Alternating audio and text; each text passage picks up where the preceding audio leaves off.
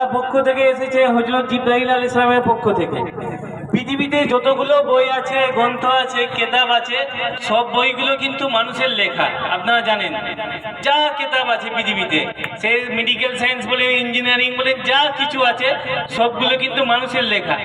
এটা কার লেখা জানেন? যিনি মানুষকে সৃষ্টি করেছেন তার লেখা। সুবহানাল্লাহ।